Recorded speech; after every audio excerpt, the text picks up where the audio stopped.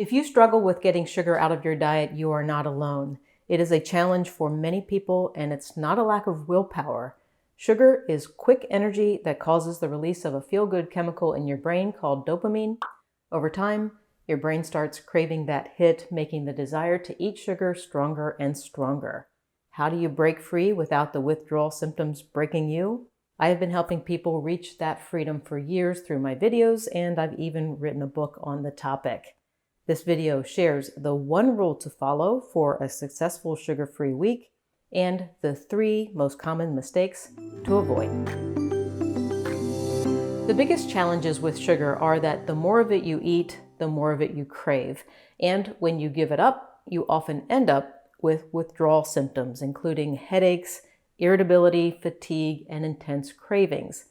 It is those withdrawal symptoms at the beginning of the journey that stop a lot of people. And I'm not going to tell you that if you get through a sugar-free week that you'll no longer crave sugar, but you will see sugar in a different light. It will be less of a need and more of a want. That shift gives you the first measure of control that will build over time.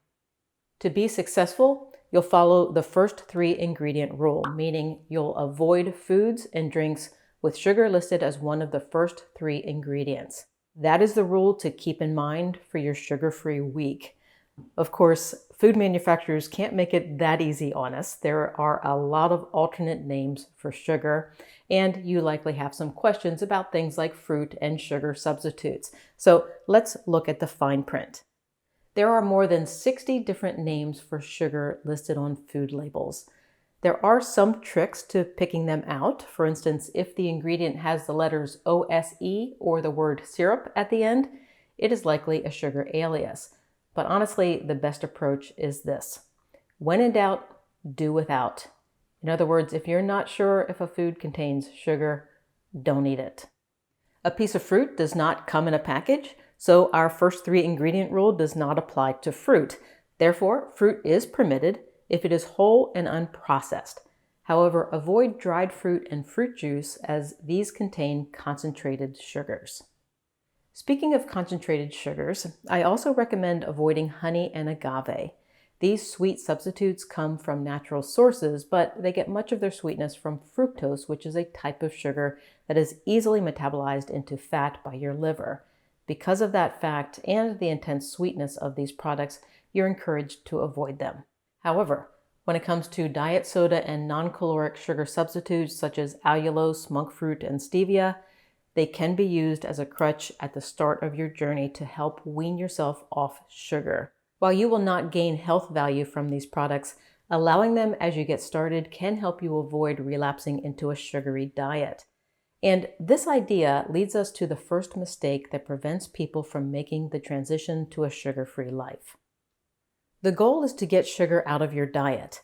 When you set a goal, it's important to have boundaries and strictly adhere to those boundaries. Otherwise, you just spin your wheels and never make progress.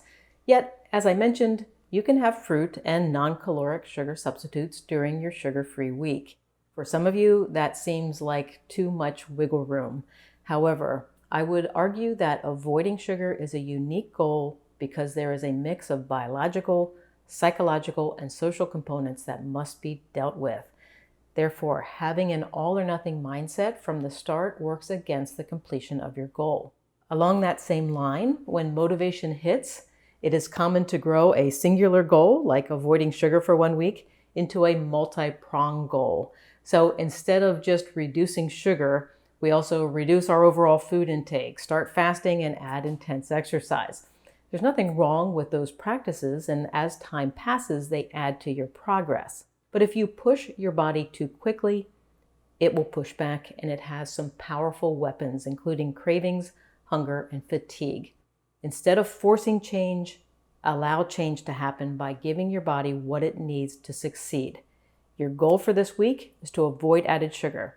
If hunger arises, give yourself permission to eat. When you eat a meal, fill your stomach so you can delay hunger and keep your attention off food. Don't focus on calories at this point. That is fine-tuning. When your body has adapted to a new sugar-free diet, hunger will diminish naturally. In other words, give your body what it needs today and it will give you what you want tomorrow. Giving your body what it needs today also means being prepared for the day. When life gets stressful, we want comfort and convenience. If you do not have satisfying, easy-to-grab, healthy snacks available, it is too easy for emotions to take over and good judgment flies out the window. In my book, I talk about creating a hunger survival pack by gathering ready-to-eat, low-carb foods that contain protein and fat. This combination of nutrients stabilizes blood sugar, preventing crashes that drive cravings. Now, if you travel during the day, you can make a physical hunger survival pack by placing shelf-stable foods like raw or lightly toasted nuts, individual packs of almond butter or natural peanut butter, and beef sticks into a portable bag.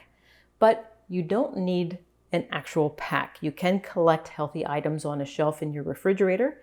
Then, when hunger hits, eat. Here are some suggestions.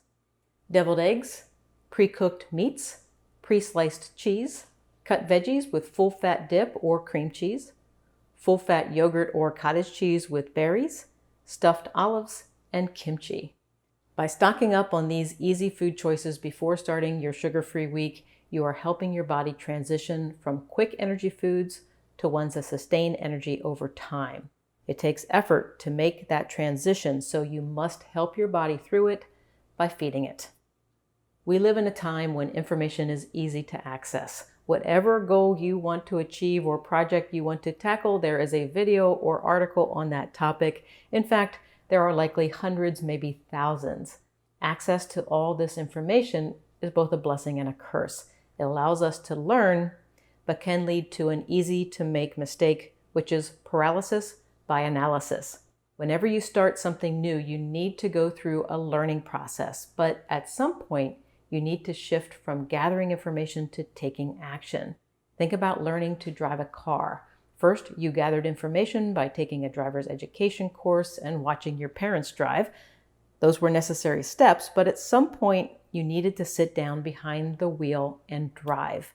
You made mistakes, but are likely pretty comfortable with driving now because you learned by doing. Changing your diet is no different. Take time to gather information and stock your hunger survival kit, but don't forget to set a start date to encourage action. The hardest part of breaking free from sugar is getting over the withdrawal period. Those symptoms will not completely go away in a week, but the first week is the worst, and you will feel more in control once you clear that hurdle. Are you ready to tackle a week without sugar? Pick a start date on your calendar. Prepare a hunger survival kit with healthy snacks within easy reach, and keep your focus on this singular sugar-free goal. There may be additional goals you want to achieve, but take care of this issue today, and you'll be better prepared for those challenges tomorrow. Thanks for watching. If you'd like more guidance, I encourage you to pick up a copy of my book, Zero Sugar 1 Month, on Amazon. It is a 30-day daily guide to keep your motivation strong. I'll leave a link in the description or more area below this video. Have a great rest of your day.